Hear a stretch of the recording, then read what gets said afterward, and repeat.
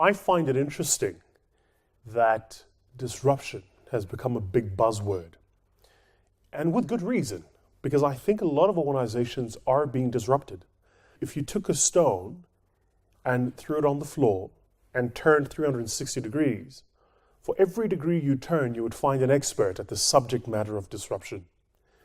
But the truth is that we can't be experts at disruption for a singular reason, because disruption is about an exponential rate of change in the way we do things.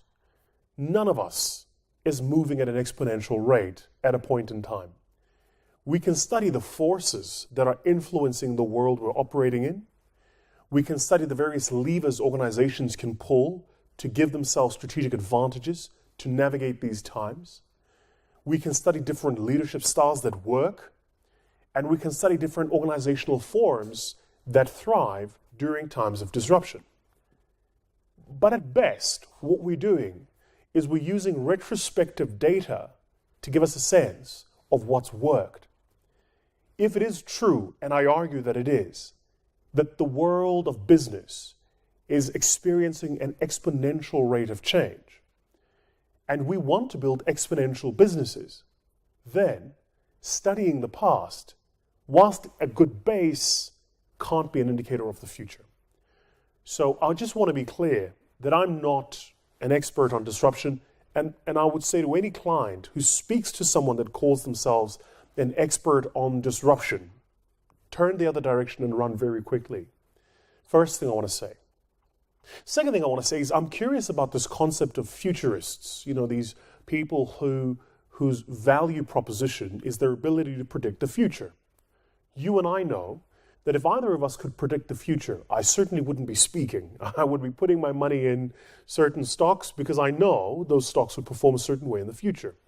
So I don't think we can ever truly become people who are futurists. Again, I think we can use retrospective models to try and understand the future.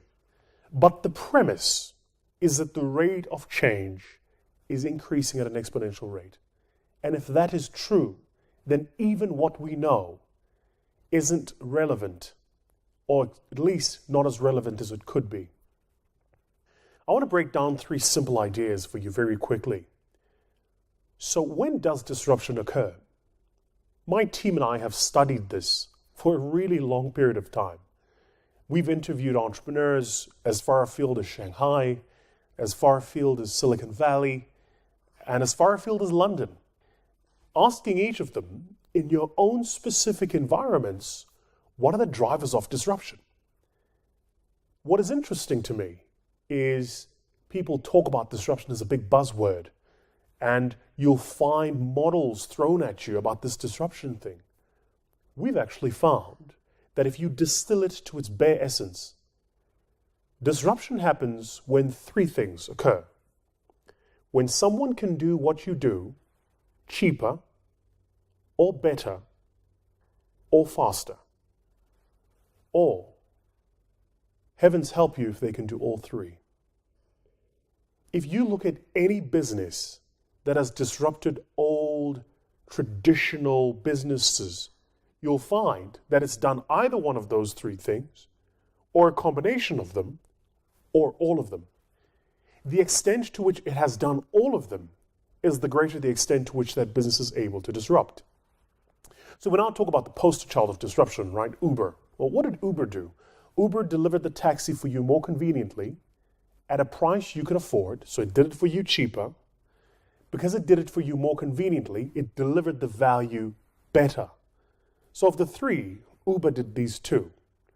But most importantly, whereas in the old and efficient model you used to have to walk out of a building, stand on the side of the road, and call down a cab, with Uber you could call down a cab on your phone, and when you got downstairs, the cab was waiting. It did it faster. It ticked all 3 boxes. I was recently in China with a client, and the fastest growing handset today is coming out of China, telephony handset. It's a phone called Xiaomi. The Xiaomi platform is an interesting platform. So they built their own user interface. They built their own technology back end. The power of the Xiaomi phone is that we're able to deliver an Apple-like user experience at the price of the old Alcatel. And the reason they're able to disrupt is they're delivering essentially similar value to the customer at a far cheaper price. Necessarily, the price conversation itself is limiting. You can only go so far in terms of delivering things cheaper and cheaper and cheaper. Sooner or later, you reach a sort of a floor on your price, and you have to be able to maintain that floor. But what it's done for them is it's enabled them to claw massive amounts of market share. So again, just to get back to the essence, when does disruption occur? Disruption occurs when we do things cheaper or better or faster. The question, I think, for business leaders in 2016 and beyond is, what are the things you're delivering to your customers that you could deliver cheaper than your competitor, or do it faster than your competitor, or do it better than your competitor? So for me, I don't see disruption as a conversation left to the geeks sitting in Silicon Valley writing code. I see it as a premise for how we do business today.